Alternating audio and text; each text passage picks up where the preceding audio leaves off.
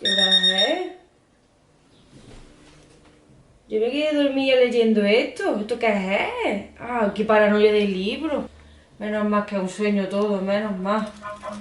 Chicos, preparad el ordenador en 5 minutos, examen del cuarto de atrás. ¿Cómo?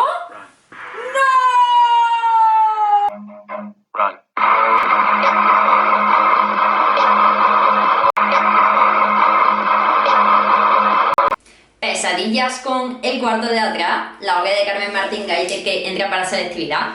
Buenos días, adictos a la lengua y a la literatura. Soy Leticia Oreña, soy profesora de lengua y hoy en mi canal vamos a ver el cuarto de atrás, capítulo por capítulo. Te va a servir para repasar y también para recordar algunos detallitos de la obra o engancharte a ella si no la has leído aún. ¿Preparado? ¿Preparada? ¡Empezamos!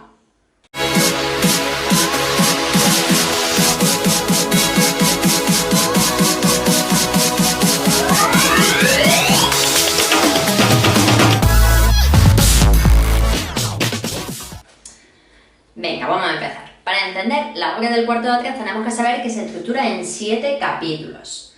El capítulo 1 está muy conectado con el capítulo 7 porque la obra es circular, por eso he puesto este circuito.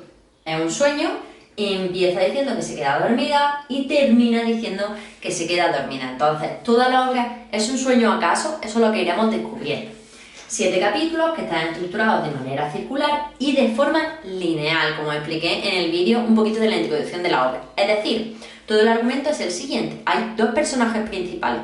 Carmen, que es la propia autora, es una autobiografía, es protagonista, narradora, y Alejandro. Alejandro es un entrevistador, va a la casa de Carmen y a partir de ahí, de esa conversación, sale toda la obra, ¿vale? En una noche recuerda muchísimos momentos de su vida y tiene muchísimas reflexiones. Es una obra de recuerdo y de reflexión. Entonces, toda la obra trata de esa entrevista que tiene con Alejandro, cómo va avanzando conforme avanza la noche y cómo al final de la noche ella se queda dormida como al principio de la obra. Y se da cuenta de que eso ha podido ser realidad porque hay algunos detalles o ha podido ser un sueño porque se ha quedado dormida en ese proceso.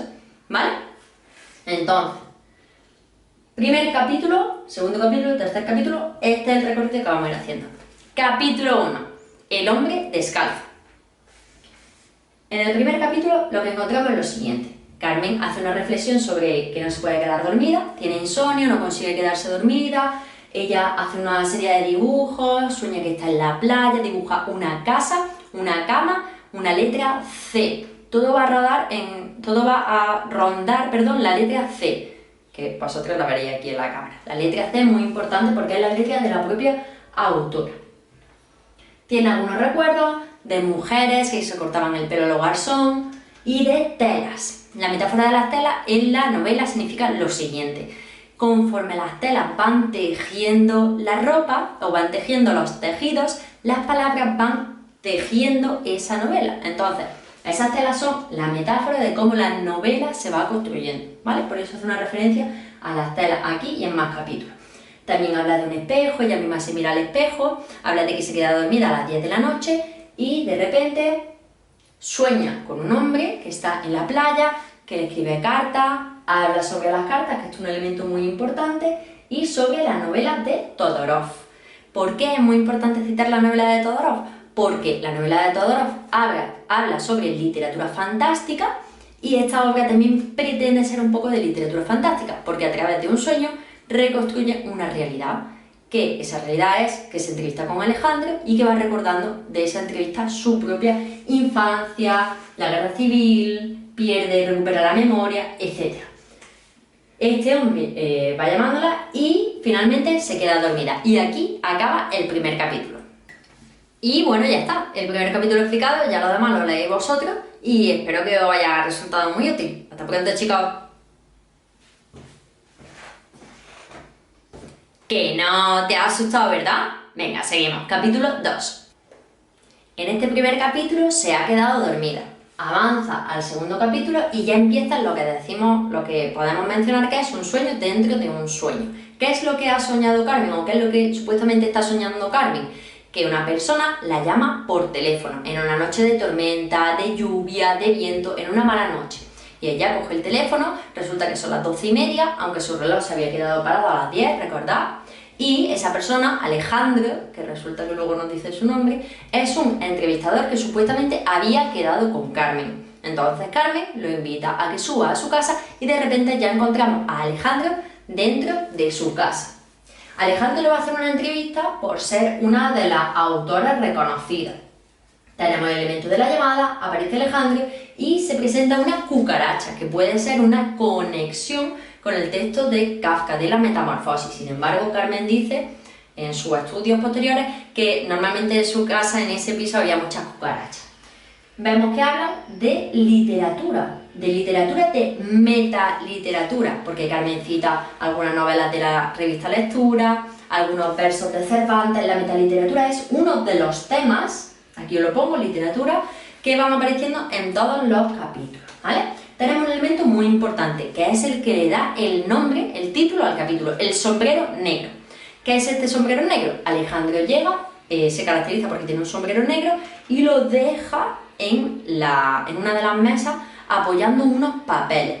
Entonces ellos se ubican en el salón y conforme va avanzando la entrevista, conforme sigue la noche, aparecen más y más y más papeles escritos debajo del sombrero. Entonces esto es la metáfora de cómo ella sueña y todo esto se está recogiendo en la novela. La novela se está autoescribiendo conforme avanza la noche, ¿vale?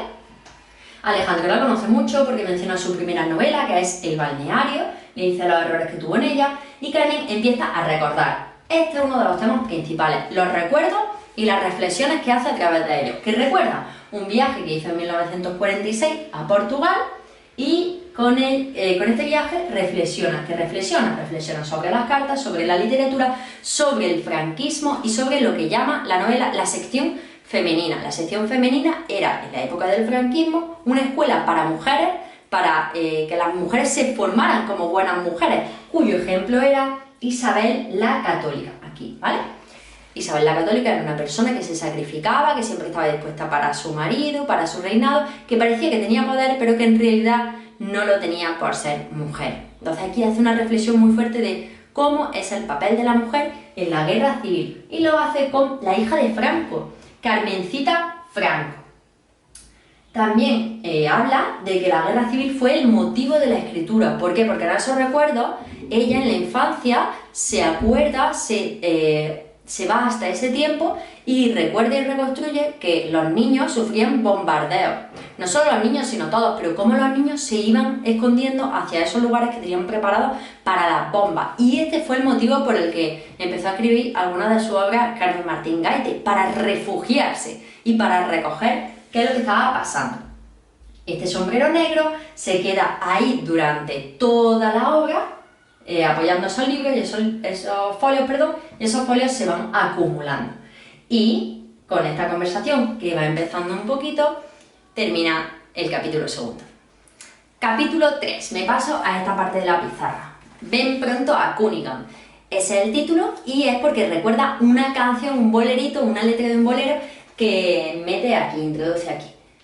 Aquí hemos quedado en que está conversando con ese supuesto entrevistador, que ella duda porque no lleva ni una libreta, ni una grabadora, no lleva ningún indicio de que sea un entrevistador, pero ella está tranquila, ¿vale? ¿Por qué? Porque este entrevistador, Alejandro, es la metáfora, primero del proceso de escritura, como Carmen con su propia cabeza fabrica esta novela de memoria, y también porque es la propia metáfora del tiempo, el paso del tiempo y la memoria, como ella utiliza a este personaje ficticio para estructurar su cabeza.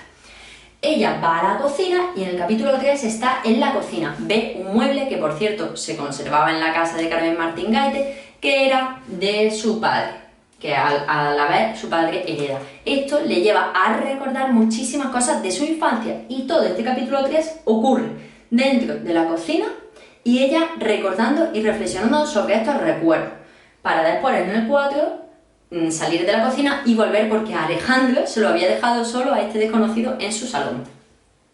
Recuerda a su abuela diciendo: esta niña estudia demasiado y sabe demasiado y eso no es bueno. Aquí hace una reflexión de las mujeres, porque la mujer, si sabía demasiado, estudiaba demasiado, leía demasiado, escribía demasiado, era malo, porque eso era una independencia de la mujer no se podía permitir pensar por sí sola. También recuerda a las modistas, volvemos aquí con lo de las telas, recuerda a su familia y qué es lo que hacía en Madrid con su familia, que se iba al teatro, que se iban de aperitivos, que iban a disfrutar de la ciudad, y lo recuerda con mucha nostalgia, con mucho encanto. También habla de el cuarto de atrás y explica que es algo así como una azotea de Carmen, que también está simbolizando a la vez que ese cuarto que había en la parte de atrás de su casa, un poco la cabeza de Carmen, es una metáfora también. Este cuarto estaba localizado en la parte de detrás de la casa y es un cuarto al que se iba con su hermana tanto a jugar como a escribir como a leer. Entonces digamos que esto es un refugio de esas niñas de la guerra civil que tuvieron que sobrevivir con muchísima imaginación. También hay un dato muy importante, un tema que aparece aquí, que es la metaliteratura. ¿Sobre qué literatura reflexiona Carmen? Carmen dice que no le gusta la literatura que se escribe de las mujeres porque habla de ellas como mujeres valientes hasta que se casan, que parece que cuando se casa la mujer tiene que desaparecer toda su vida social, todas sus aventuras, todas sus supuestas ambiciones. Entonces, aquí la reflexión que hace, muy interesante para ser esta la época, es la mujer tiene una vida propia y no tiene por qué ser aburrida y acabarse cuando se casa, sino que yo quiero libertad, que es el tema, uno de los temas que aparece por aquí en la obra. Habla de la mujer en España, habla de Isabel la Católica como un ejemplo detestable de lo que se esperaba de la mujer, del machismo, de la guerra, y todo esto ocurre por el recuerdo del mueble, ¿sí? Perfecto, pues aquí acabaría nuestro capítulo 3. El capítulo 4 se llama El escondite inglés, lo tenemos en esta parte de la pizarra. El escondite inglés, ¿por qué? Porque uno de los temas más importantes que se tratan en este capítulo son los niños siendo niños durante la guerra civil. Habla de juguetes infantiles, habla de juegos infantiles, habla de cómo se organizan, cómo tienen que imaginar espacios. Uno de esos espacios es la isla de Bergay, que inventa con su amiga y que es un juego de apellidos, como veremos un poquito más adelante. Y en este capítulo ocurre una de las cuestiones más importantes dentro del poquito argumento que vemos en esa noche. ¿Por qué? Porque la novela no es tanto del argumento, sino de los recuerdos que van hacia atrás y hacia adelante como saltos en el tiempo, con la técnica de analepsis y prolepsis. Lo explicamos en el anterior vídeo. Habla de si está perdiendo la memoria. La memoria, yo cada vez estoy perdiendo más memoria, no recuerdo bien las cosas, estructuro mi vida según las fechas. ¿Por qué? Porque las fechas determinantes para esta generación de Carmen Martín Gaete son aquellas que tienen que ver con la guerra, Franco y después de Franco. Entonces todo eso estructura su vida, necesitan localizarse en la guerra civil porque fue una huella imborrable en sus vidas. Entonces Alejandro, ese entrevistador, le ofrece una cajita. En esa cajita había unas pastillas que se parecían a las fichas del Parchís, cita literalmente en la obra. Ella se toma una malva o morada y Alejandro, para que se fíe de ella, se toma una verde. Vamos a volver aquí, ¿por qué? Porque ella toma dexedrina, que es un psicofármaco, un psicoestimulante. Personas que tienen depresión lo toman para tranquilizarse, pero además de conseguir dormirse con esta pastilla, que puede ser una referencia a esta pastilla que se toma, esta pastilla provoca en algunos casos euforia y por eso ella está tan acelerada y está escribiendo tanto en esa noche, aunque ella no crea que está escribiendo. Aparecen más folios debajo de ese sombrero negro que presentamos en el segundo capítulo. Los folios se van amontonando y lo curioso es que ella va comprobando cómo en los folios hay escrito justo lo que ha pasado 5 minutos antes. Entonces, la novela, conforme avanza el tiempo, se está escribiendo, se está autocreando. Es como un proceso mágico, de la literatura mágica de Todorov. Tenemos una máquina de escribir, recuerda los juegos y cuando empieza a recordar esos juegos que cita el juego del corro, el juego del mudo, el juego del parchís, se acuerda de Peque. ¿Quién es Peque? Es su tío al que fusilaron durante la guerra civil y cita en la novela por ser socialista. Entonces, Peque es una referencia de cómo el dolor entraba en las casas porque fusilaban a aquellos que eran de un bando o de otro según estaba ganando o no la guerra en sus ciudades. Aparece también un coche y cita y recuerda, estamos en los recuerdos de infancia, cómo tuvieron que ir a Burgos porque al padre le requisaron el coche para utilizarlo en las cruzadas. Entonces su coche queda totalmente destrozado y van a Burgos para que al menos le den unas pesetas. Allí habla sobre Franco, sobre Carmencita Franco, sobre todo el régimen y habla y dice, cita, que la lectura es un medio de escape y que por eso esta generación empieza a leer y a escribir aunque sea a escondidas. y que las mujeres que se atreven a probar cosas nuevas, que quieren probar, aventurarse, salir, conocer a gente y no tener por qué casarse, eran unas frescas y unas locas. Ella, que no quería que le llamasen ni fresca ni loca, su modo de escapatoria es la lectura, la literatura.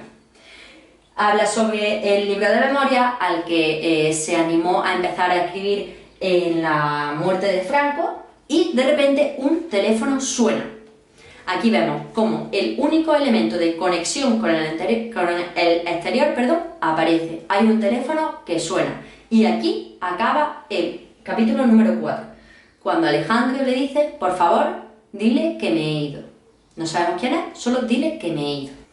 El capítulo 5 se denomina Una maleta de doble fondo. Ese es su título. ¿Por qué tiene este título? Porque encontramos un elemento, una maleta que tiene un doble fondo, en cuyo espacio protegido había unas cartas que supuestamente había escrito Carmen. ¿Quién dice que ahí estaban esas cartas supuestamente escritas por Carmen? Carola. ¿Y quién es Carola? Carola es la mujer que está llamando por teléfono y que Alejandro sabía que iba a preguntar por él.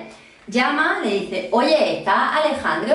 Por favor, ponme con él, que yo sé que te ha dicho que te diga que se ha ido, pero necesito hablar con él. ¿Eres tú la que le escribe carta a Alejandro? Confírmamelo, por favor.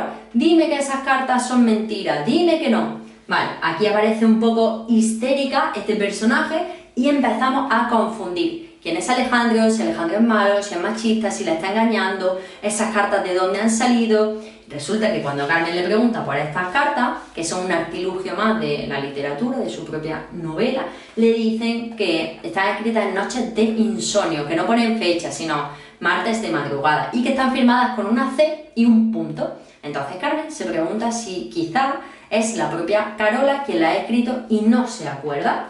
Entonces le pregunta que quién la escribe y le pide por favor que le lea por teléfono esas cartas. Carmen tiene curiosidad por saber esas cartas qué son, pero aparece un personaje por detrás que se llama Rafael, que duda de si está buscando hablar con Alejandro. Esto es un poquito toda la construcción de la novela de misterio con la base de Todorov, y finalmente no se la lee porque acaba el capítulo después de que aparezca Rafael. Y dice: no te las puedo leer, me tengo que marchar, ojalá hubieras sido tú. Entonces esto es un elemento total de confusión. Acaba la llamada y termina el capítulo 5. Capítulo 6. La isla de Bergay. La isla de Bergay, recordamos que se ha citado anteriormente, es una isla que inventó con una de sus amigas cuya familia no tenía tantos recursos económicos, que apenas tenía juguetes y que era un lugar donde refugiarse de todas las cosas malas que estaban ocurriendo, de ese ambiente turbio de la guerra civil. Carmen, que había ido a la cocina y que había sonado el teléfono, por eso había ido a la cocina, vuelve al salón. En el salón está nuestro amigo Alejandro, misterioso y confuso como siempre. Aparecen elementos que nos llevan a la novela de misterio: el viento, las ventanas golpeando fuerte, muchísima lluvia, los papeles volando en un remolino sobre el salón. Esto lo que nos está diciendo es que estamos llegando al final de este sueño. Esto, ¿qué está ocurriendo? Esto está haciendo un clima de misterio. Habla de que Bergay es una apócope, porque Ber es el principio del apellido de su amiga y Gay de Gaite, y Alejandro le sugiere a Carmen que hable en la novela de la escasez que había en la guerra. Entonces esto a ella le lleva a recordar esa escasez. Vuelve al tema de la guerra civil y habla de la palabra amortizar, que todo se tenía que amortizar. Y aquí explica que durante la guerra civil la madre se puso a cocinar, a comprar mucha comida, a tener reserva en una despensa, pero no tenían espacio para guardar todo esto. Entonces quitaron el cuarto de atrás, que era el lugar de refugio entre las hermanas, esa escapatoria de la literatura, para convertirlo en despensa. Y ahí la madre guardaba cazuelas con perdices, embutidos, muchas más cosas como despensa. Los juguetes pasaron también a amortizarse porque tenían que tener menos juguetes y que durase mucho tiempo, y así con muchos más términos de la propia guerra civil. Además, los folios se cuestionan: ¿es que acaso Alejandro ha escrito estos folios? Ya ve que hay muchísimos más folios, está creciendo esa novela. Entonces ella, ya plenamente confundida, que vuelve a esa primera novela, El balneario, está pensando en escribir una novela de memoria, pero aquí dijo que estaba muy de moda. Entonces ella dice: vale, pues tenía que haber escrito una novela de memoria, pero con una estructura más misteriosa. Quizá esta misma sea su novela de memoria. Todo esto le sirva para hacer una novela de memoria.